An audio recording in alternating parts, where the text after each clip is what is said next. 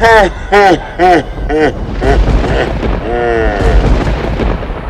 traveler. I am the Queen Witch Ophelia, and today in my forest realm, we will talk about Dark Ages Mage. One of the things I enjoyed about reading this is that it's very realistic to me.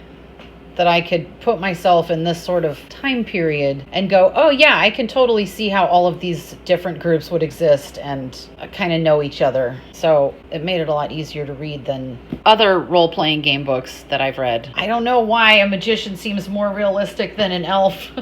And I can't think of a group of people that were around at the time that aren't covered by these different elements. We're here in the Middle Ages, where science and reason haven't really shown up yet to take the place of magic and superstition. Your basic magic seems to consist of warding off evil or bringing good luck. The belief that superstitions and magic work because they are based on some hidden occult truth or natural law, which hasn't yet been revealed, causes magic users to believe that the magic has to be in sympathy with the secret powers of the universe. But we're kind of making up what those are based on superstitions and things that have worked in the past and things that work regionally, or this tool worked here, but this tool worked over here. Whereas later on in time, you have the belief that the collective weight of many minds can affect the laws of physics, which could sort of be considered hidden truth or natural law that we just haven't come across yet. But all of those concepts are extremely interesting in setting the foundation for what this world is like and where people's belief systems come from, particularly in relation to the use of magic. Although each mystic fellowship is a little bit different in its application and its belief system around the magic, those are the underlying fundamentals of every group. Basically, it's got a good little section about what different types of physical items or concepts you can use, like numerology, substances, symbols, amulets, charms, divination, omens, curses, faith, holy items. Some of the different religious-based fellowships have different types of things they would use, like golems are specific to one, or shape-shifting into wild beasts is specific to one. The times are dark and unexplained. Part of the way we're trying to explain it is through the use of magic, which could sometimes even be coincidence. You're just repeating something that led to rain coming last time, and it leads to rain coming again, but did it really, or was the rain going to come anyway? I also like the way these books are laid out, where it goes through each one and, history and background, organization, philosophy, failings, theories, and practice. It makes a good little read. In regards to the magic systems, it looks pretty complicated. If it was real magic, and I was really learning to do it, but for each one of these, there are many, many rules and, steps to take and things to read and figure out. So if I was going to choose to play one of these characters, I would learn that one in more depth. I guess I've read just enough of them. It made more sense. I don't know if it's because I've read enough now that it's starting to make more sense. The general idea of it, what we're setting up here and how it would relate to actual gameplay. And why is this information here? Or maybe this one's, I find the topic more interesting. I mean, I loved reading all of the different descriptions. I do like these little sections they have that say stereotypes, that talk about this group's stereotypical view of the other group. I found those in conjunction with each other to be very informative. I love that there are different ideas. Each group has its own idea of why there's magic and what it's doing and a different approach to it. It's magic-y, but it's not too much information. 6 pages each is plenty. That's plenty of information without getting into the actual rules system. And yeah, I found it intriguing. Ooh, hedge magic. The Ali Batin are kind of a Muslim-based fellowship in the way that Messianic Voices is kind of a Christian-based. They believe that only part of the soul that has contact with the greater life force has hope for immortality. So your memories and your emotions and all of these things that we associate with our vessel, they're not going with us. There is a part of our essence that can join with the great essence, and I like that. I didn't see that specifically within the other fellowships. They believe that enlightenment is the return of all things to the Creator, forgetting that there is a difference between individual souls, because there isn't. We're all one. And being able to sort of unlearn that is how you would reach enlightenment. And mastery of the self, which is another thing I didn't see as much of in some of the other fellowships. I liked all of that, but it did seem a little bit more foreign to me. They seem more interesting to me than something like Messianic Voices because it's more foreign to me personally. I don't have a basis of understanding of the faith that this group kind of stems from, and it seems more mysterious. It could give me more to explore as a player if I was willing to take that on. I would have to learn a lot more about that group than the history of that group and their underlying belief systems than Messianic Voices, which seems like it would be much easier for me to play, although I would not want to. Did not like Messianic Voices, mostly because of the church aspect. I'm familiar with the history of the Catholic Church in Europe and Britain and, but I don't think I would want to play as one of those. It's your basic, God has a plan. To reach God, be more godlike. Man is inherently good. Blah, blah, blah. I like that they've put in here where some of these groups think their powers come from. Messianic Voices are blessed. They're using God's power. The God's power is flowing through them. It's not their own power. Whereas other groups are using their own power or taking power from a different source. Is there a point to that? No, I liked that they put that in the book. Old Faith is something that I would have picked just from looking at the basic descriptions. I would pick that after having read it, although it is one of those definitely going out of style, and it's very hodgepodged. The Old Faith brings together all kinds of old faiths. It's a collection of concepts that are probably on their way out. Old Faith, what I said I didn't like about it was the lack of organizational structure. So to play, I don't know. I feel like I would want more of a support structure. But as far as what matches my own personal IRL character, it's probably that. I don't like in the Old Faith that the Old Faith mages harness this primacy through fertility rites, dances, and other acts that tie themselves and their followers into the great cycle of life of which they're all a part. But a corollary to this idea is that life isn't always pleasant or joyous, sometimes it is downright unsavory. Yet human beings cannot simply walk away from this unpleasantness or turn their backs on it. That's what civilization teaches and its fundamental flaw. Just as no one questions why nature should provide us with food to eat, neither should they wonder why we should die or suffer pain. To acknowledge one without the other is to hold an immature view of life, one that believes you can get something for nothing. I dig all that. That's cool. While it's a loose organization of older faiths, they all have a reverence towards life and the natural world. They believe that civilization dulls the senses and clouds the mind. Nature is a coincidence of opposites. I like these underlying concepts for Old Faith. I'm not a huge fan of blood and other bodily fluids being used within rituals and ceremonies, but hey, we love nature, so what can you do? One of the things that I feel is prohibitive for Old Faith is that a lot of other places you can just join in. You can become one of them. Old Faith kind of likes you to have it be in your family. Your grandpa was a wizard and now so are you. Or it's more networked. So although they don't have that structure, like a church structure or a group structure, it is kind of restrictive in the sense that you may not be able to just go up to the front door of the place and say, hey, can I join your club?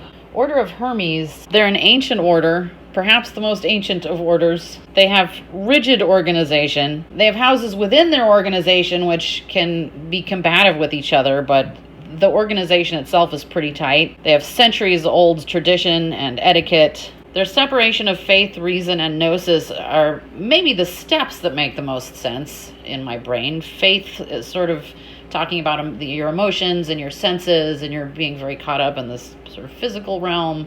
And then step 2, you're going to become more thoughtful, and you're going to start figuring things out with your brain and having ideas and dealing with abstract concepts of life. And then as you reach the final plane of gnosis, the unadulterated truth and pure thought, freedom from human weakness. They believe that humanity can improve itself and that matter is as important as spirit. And I like all that stuff. I really do. It seems a little too structured for me because I like to have I like conceptually the Old Faith sort of being a bunch of collection of different peoples and ideas, and these are very rigid rules that we've practiced over centuries. There's part of me that's the rebellious experimental type that doesn't like that, but there's a part of me that loves this because it makes so much sense and it's tried and true. So how can you go wrong? It's a little bit more disciplined. Why I wouldn't make a great magician in real life is I just don't have the discipline for that. But maybe a less disciplined group could help me hone some of my skills.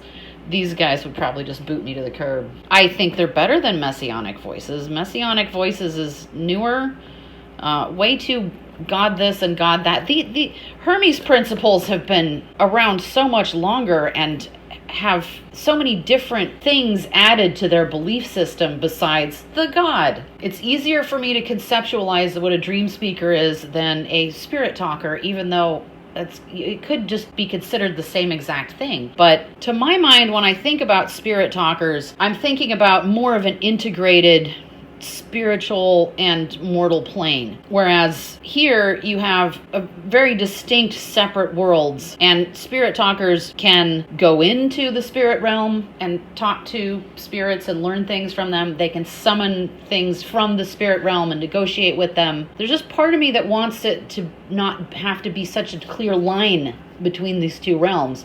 Whereas when I'm thinking of it as dreams rather than spirits, of course there's a clear line between dreaming and waking worlds, and I don't know why. Much like the Old Faith, they're not really organized. They're more solitary. Some will actually live around other people in cities, but a lot of them are just living out in the woods by themselves like hermits. They seem a bit lonely. It doesn't seem to quite have the same camaraderie that you might get.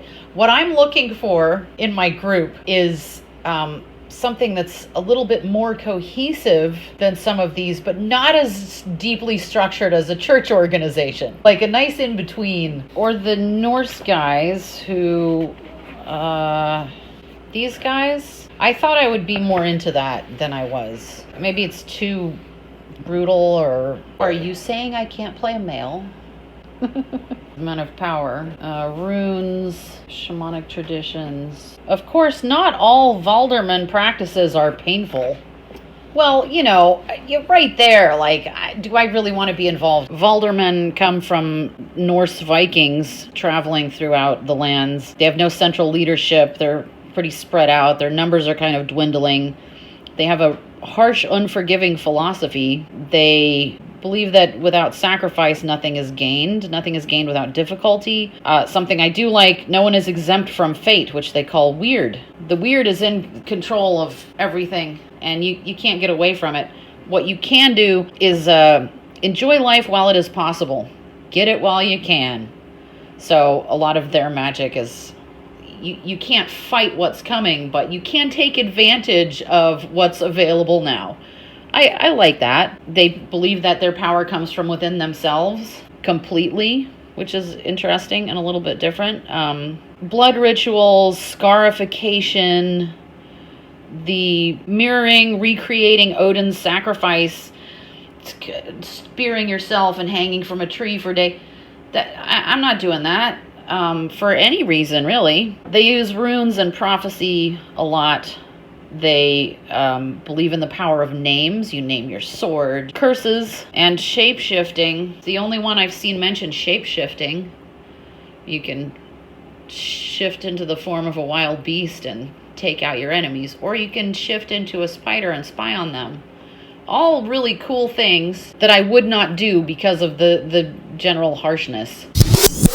Ha-ha! But wait, there's more.